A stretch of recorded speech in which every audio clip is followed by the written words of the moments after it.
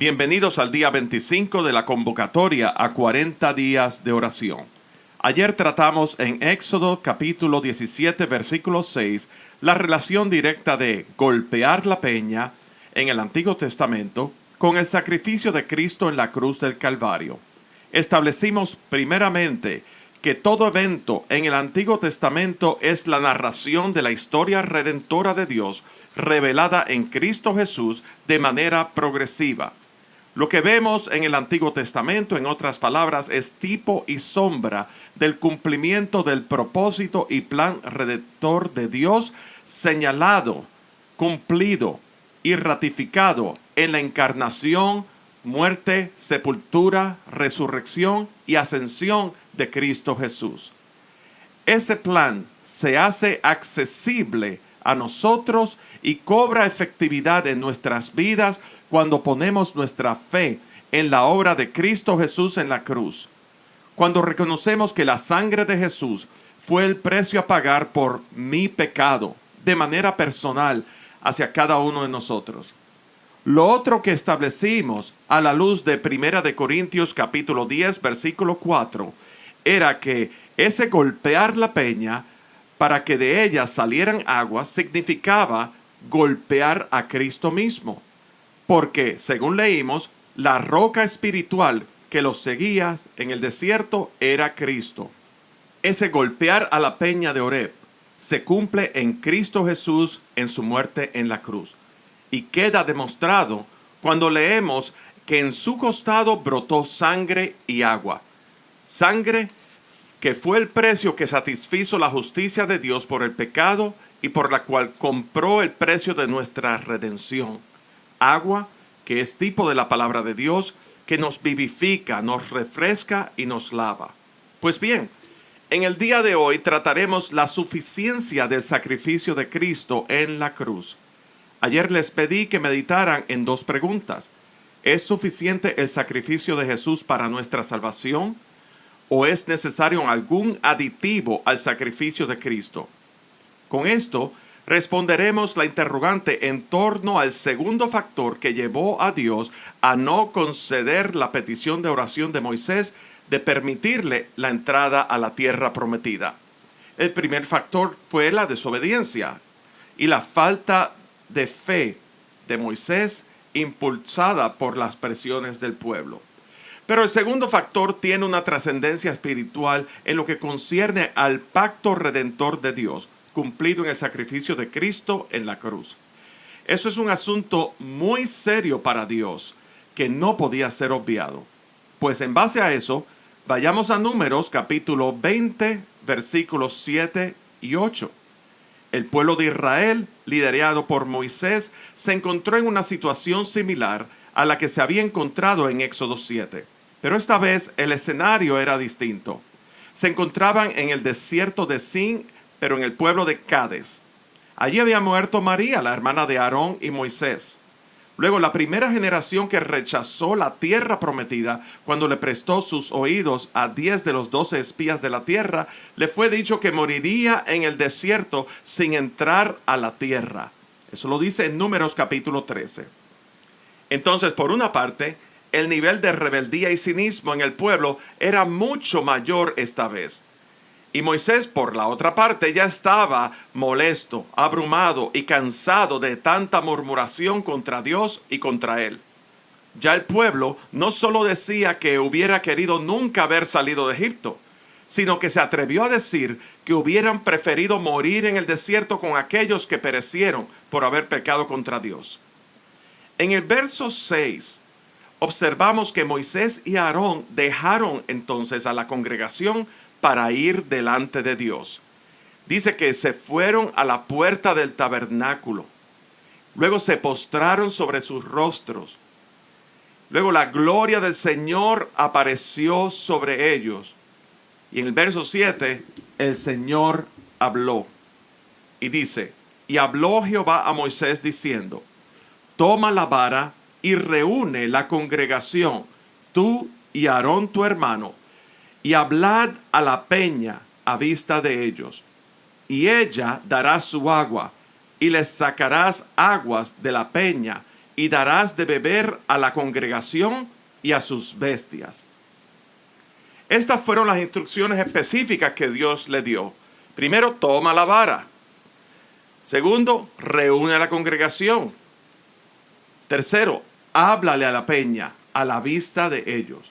Y consecuentemente, sacarás agua de la peña. El pasaje continúa en el versículo 9. Entonces Moisés tomó la vara de delante de Jehová como él le mandó. Y reunieron Moisés y Aarón a la congregación delante de la peña. Y les dijo, oíd ahora, rebeldes, ¿os hemos de hacer salir aguas de esta peña?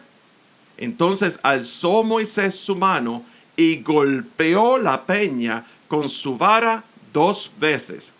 Y salieron muchas aguas, y bebió la congregación y sus bestias. Y Jehová dijo a Moisés y a Aarón, por cuanto no creísteis en mí para santificarme delante de los hijos de Israel, por tanto no meteréis esta congregación en la tierra que les he dado. Estas son las aguas de la rencilla por las cuales contendieron los hijos de Israel con Jehová, y él se santificó en ellos. Recordamos en 1 Corintios capítulo 10 versículos 3 y 4. Bebían de la roca espiritual y la roca era Cristo. ¿Qué era lo que hacía que la roca fuera espiritual? La roca que narra en Éxodo 17 se encontraba en Refidín y la roca que está en Números 20 estaba en Cades. ¿Había algo en particular con esas 2 peñas? Por supuesto que no. Lo que le daba el carácter espiritual era que la presencia de Dios estaba allí presente delante de ellos. El Espíritu de Cristo manifiesto. La primera roca, en Éxodo 17, fue golpeada. Y en la segunda roca, de Números 20, se suponía que le hablasen. Primeramente, tenemos que puntualizar en la suficiencia del sacrificio de Jesús. La peña de Oreb, golpeada, es tipo del padecimiento de Cristo Jesús por los pecados. Ese sacrificio fue hecho una sola vez y para siempre.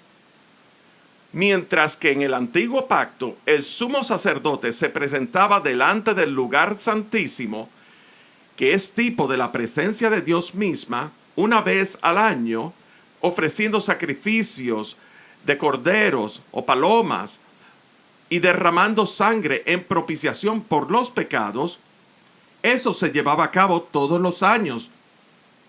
Pero Cristo Jesús se presentó a sí mismo como ofrenda, el cordero inmolado, y como sumo sacerdote, intercediendo delante del Padre y dándonos acceso a la misma presencia de Dios. Con su muerte, el velo que separaba el lugar santo del lugar santísimo fue abierto para todos nosotros.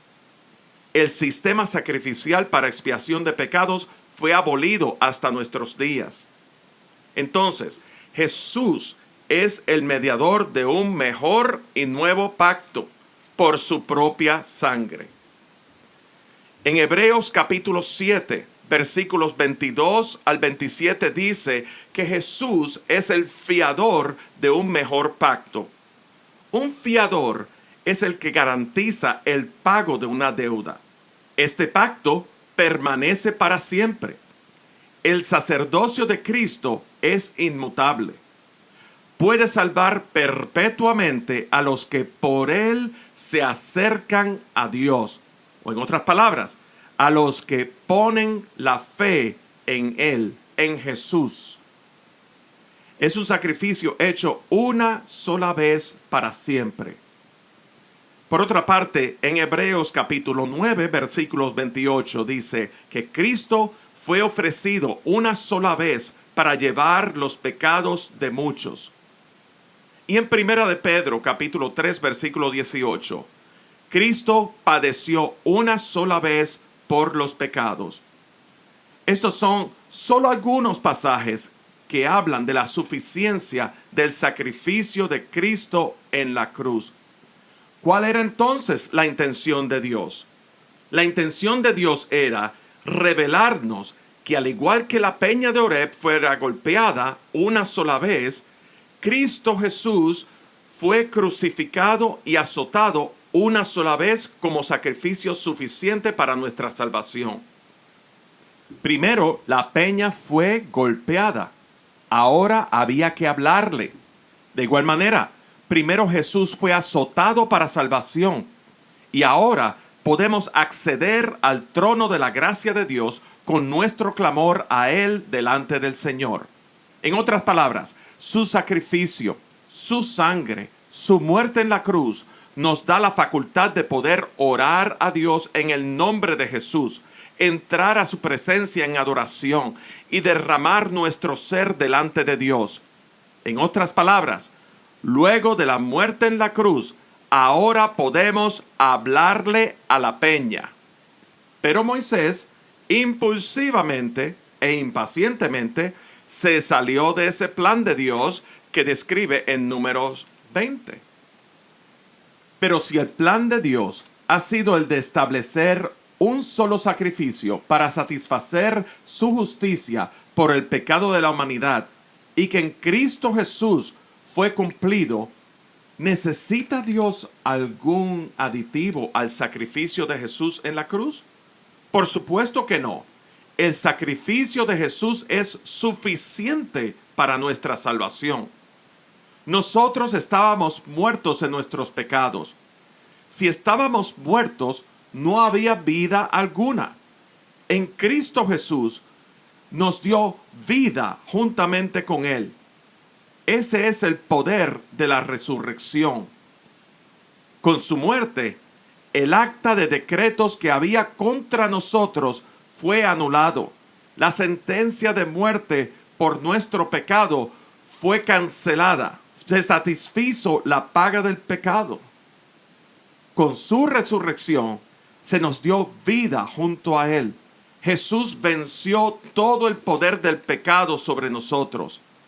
Y ahora, por causa de su vida en nosotros, podemos tener comunión directa con Dios, tener una relación con Dios y podemos sentir su presencia en nosotros.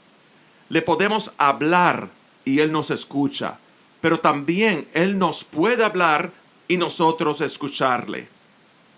Nos podemos acercar confiadamente, como dice en Hebreos capítulo 4, al trono de la gracia de Dios para hallar misericordia y oportuno socorro.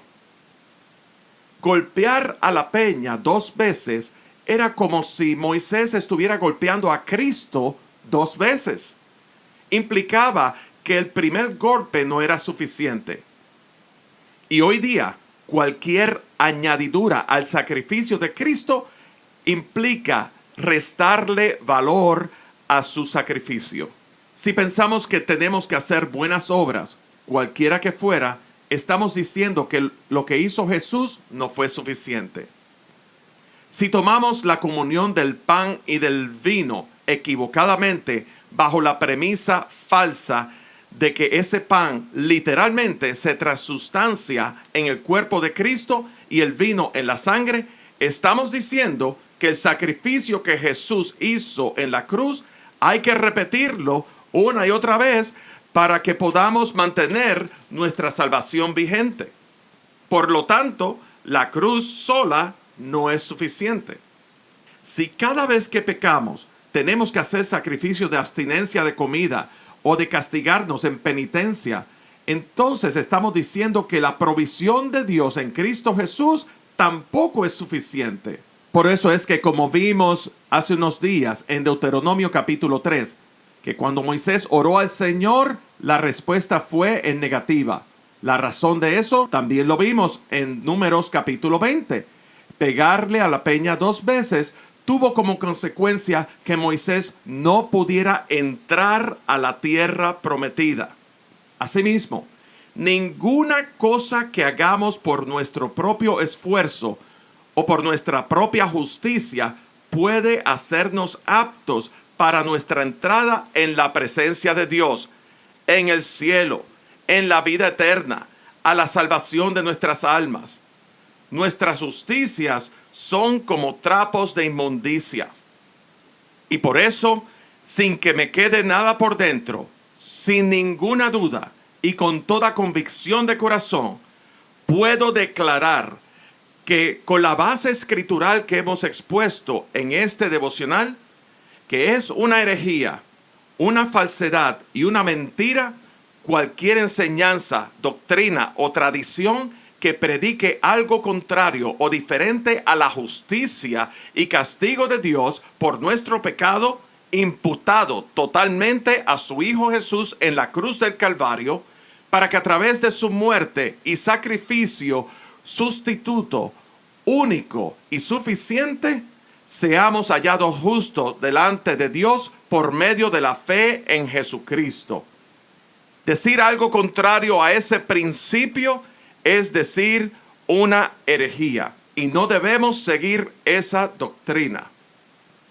En el Evangelio, la justicia de Dios se revela por fe y para fe. El justo por la fe vivirá. Romanos capítulo 1, versículo 17. Nuestra salvación es por gracia, por medio de la fe. No es por obras para que nadie se gloríe. Efesios capítulo 2, versículos 8. Tenemos la seguridad eterna que podemos hablarle a la peña, a la roca inconmovible, la roca espiritual, la roca que era Cristo. Y Él nos escucha. Y nosotros, cuando Él nos habla, le podemos escuchar.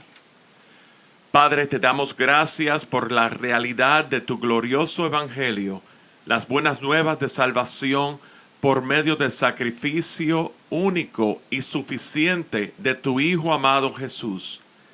Te pedimos por el poder de tu Santo Espíritu que ilumines la palabra que ha sido expuesta en este día a aquellas personas que están escuchando pero que no te conocen. Oramos por el don inefable en Cristo Jesús para que alcance sus vidas para salvación y vida eterna. Gracias, oh roca eterna, porque por medio de Cristo Jesús ahora podemos tener acceso para hablarte, clamar a ti, adorarte y habitar en tu presencia. En Cristo Jesús. Amén. Que Dios te bendiga, pasen un lindo día y nos veremos esta noche a través de Zoom.